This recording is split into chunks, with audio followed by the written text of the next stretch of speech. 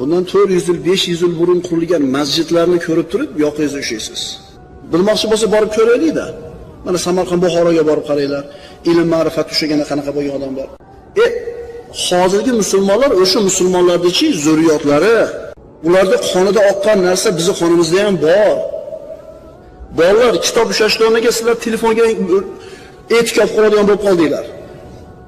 Kitob o'qib, ilm o'rganishdan o'rniga televizor, internet ko'radigan bo'lib qoldinglar.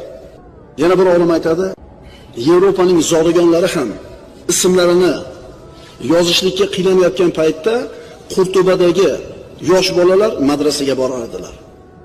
Yevropa rohiblari o'zlarining kanisa yozuvlarini noto'g'ri o'qiyotganlarida Qurtuba muallimlari Iskandariyadagi ulkan maktabaga teng keladigan maktabani ta'sis qilishdi. Mana shunday bo'lgan edi musulmonlar. Ilmni hamma narsadan burun qo'yishgan edi.